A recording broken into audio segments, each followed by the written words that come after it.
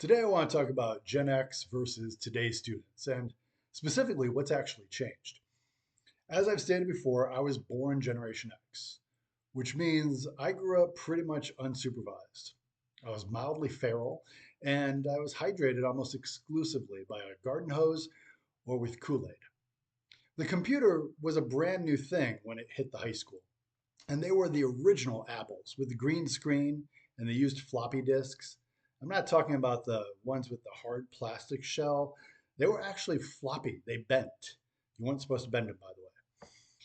Now, today, I teach teenagers who can access the entire history of human knowledge from a device with 4K HD screens in their pocket. Of course, that's not all that's changed. So let's take a minute to discuss some of the differences between the generation I grew up in and today's. Please know, I'm not complaining about them, and I'm not romanticizing the times of yesteryear. I'm just taking a moment to compare because the differences are real, and so are the similarities. Number one, the attention spans have changed. In the typical 80s classroom, distraction meant someone was passing notes on paper. Kids were staring out the window, and the creative types were probably drawing in the notebook, little doodles or stylized S's that had no real reason other than they kind of looked cool. Tests back then required us to perfectly bubble in letters for no academic reason whatsoever, especially when many schools didn't even have Scantron machines. The teachers would just lay an answer sheet with holes punched out over your paper and then mark the ones you got wrong. If you were bored back then, you were just bored. That was it. Today, things are different.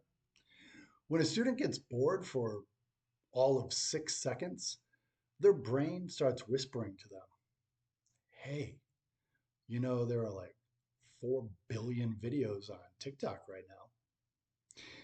Teachers are not competing with daydreaming anymore. They're competing with an algorithm that was built by engineers and behavioral scientists. In the 80s, if class was dull, you counted ceiling tiles. Now, the entire internet taps you on the shoulder every 30 seconds and says, look at me. It's not weakness on part of the kid.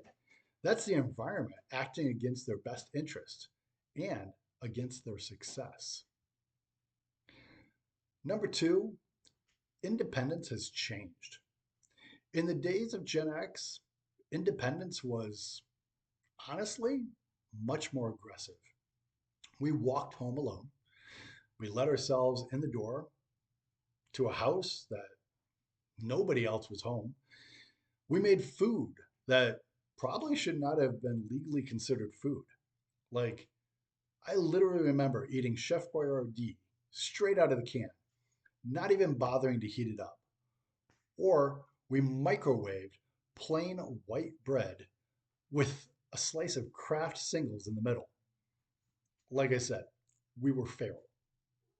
We solved our own problems because no one was around to solve them for us.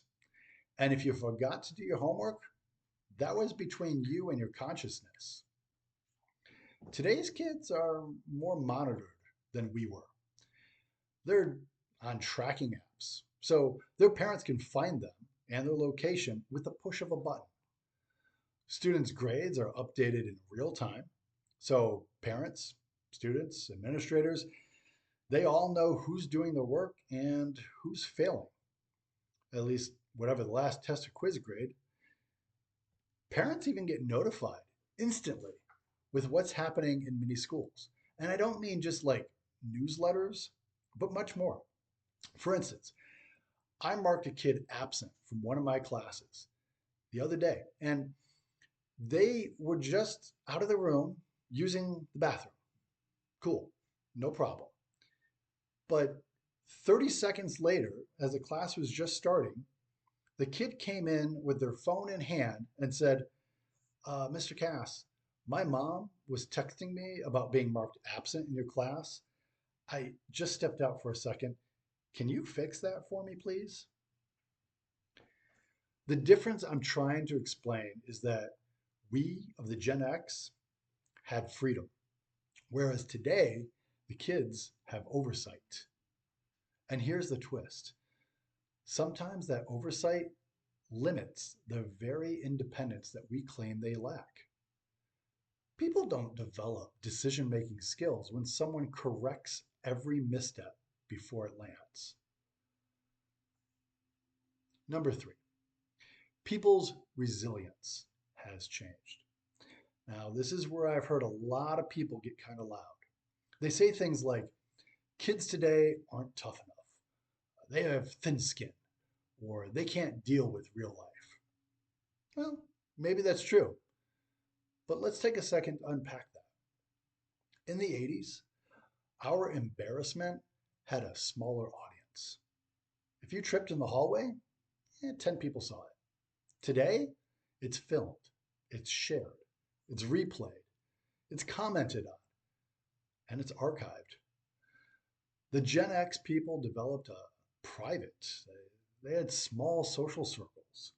Today, the kids are developing socially in public, and it's all globally accessible. That changes the way they develop. It changes the way they build resilience. Gen X resilience was honestly constructed on a steady diet of neglect and low visibility. Modern resilience has to survive exposure and permanence. It's a different battlefield today. Number four, the technology that we were exposed to has changed a lot. So, back in the 80s, classroom technology usually meant an overhead projector, film strips on reel to reel cameras, and maybe that one VCR cart that was occasionally rolled into the room for movie day, which I have to tell you, felt like Christmas. When the teacher said we're watching a video, it was a gift. Today's students are capable of streaming, like I said, 4K HD content on demand anywhere, including sitting on the toilet in the school bathroom, which, come to think of it, may be why so many of them keep asking to go to the restroom. I'll have to think about that for Monday. Anyway, this means when I show a 5-minute instructional clip proving the physics of how a bowling ball and a feather drop at the same rate when they're in a room with all the air sucked out, I'm not impressing anyone. Heck, some of them probably think it's a trick done with wires or something, maybe CGI, because they've seen so many movies. Technology didn't just upgrade our tools, it upgraded people's expectations. Information is instantly available to most people anywhere they go. All of our answers are searchable. And yet, ironically, deep thinking takes longer than ever. People are out of practice with that. Because when everything is immediate, patience feels optional. The fifth item I want to touch on is the shift in parenting. Now, I'm going to go into this in much more detail in another video because this requires more than I have time for right now. But just understand the nuance is important. Gen X parents often had one setting for everything. Suck it up and figure it out. That was pretty much it.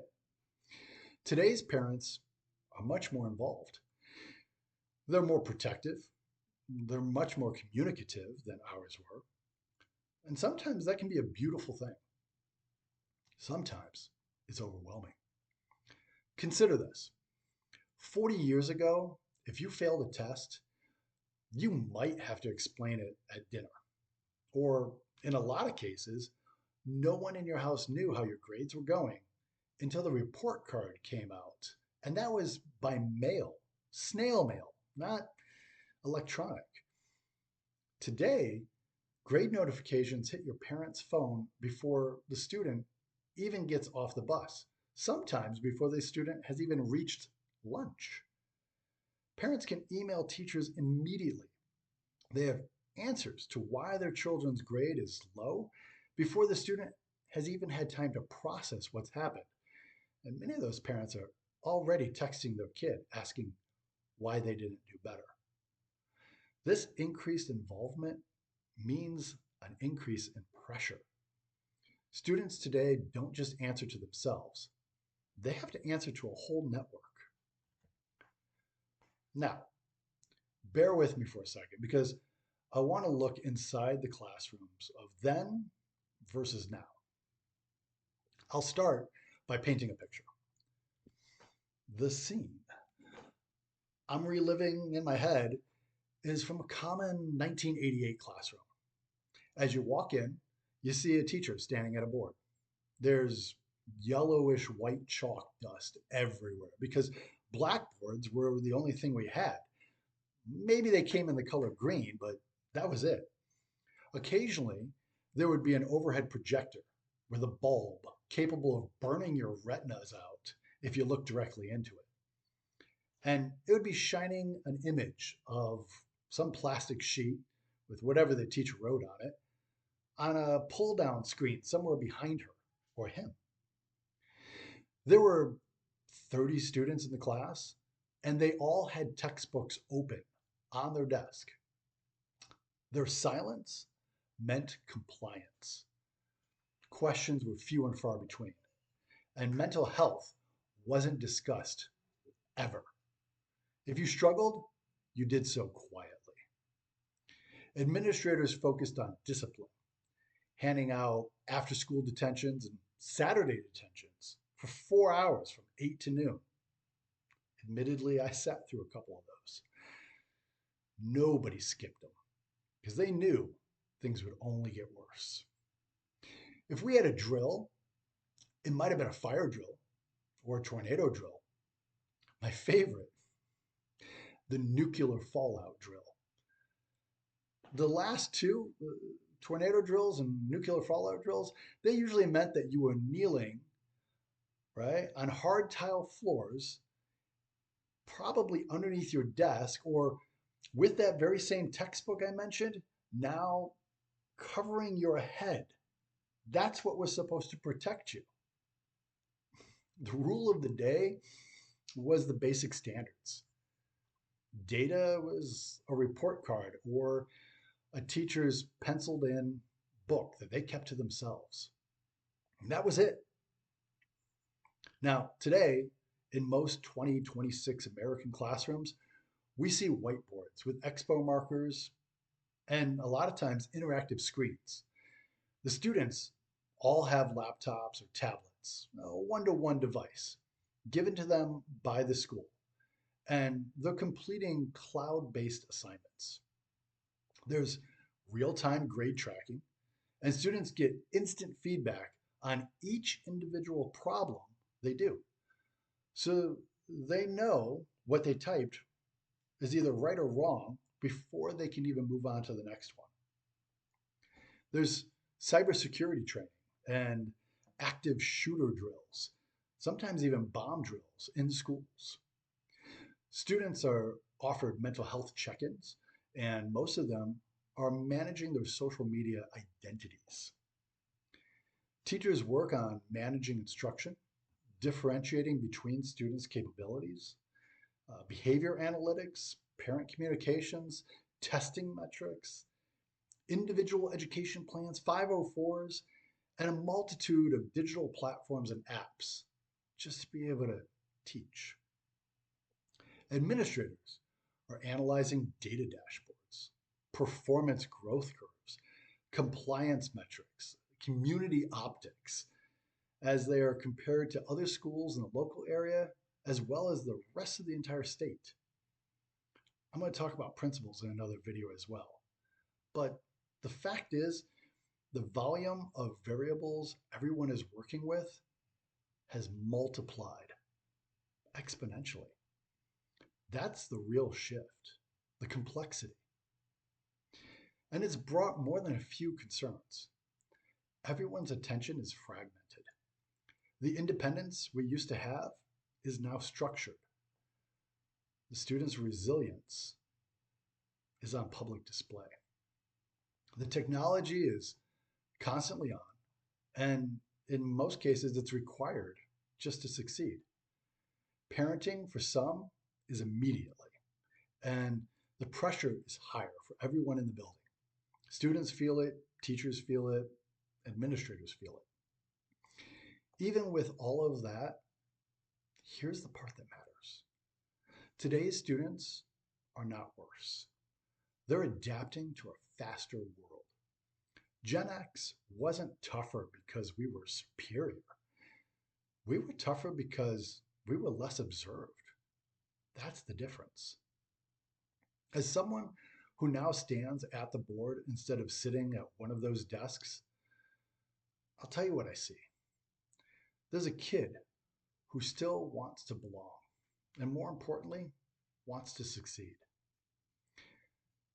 Kids still care about what adults think, even if they're pretending that they don't. What's changed isn't human nature, it's the environment. And environment shapes behavior. So instead of asking, why aren't they like we were? Maybe ask, what would we look like if we grew up in today's system? We survived on garden hoses and telephones that were attached to the wall. They survive in algorithms and performances and permanence.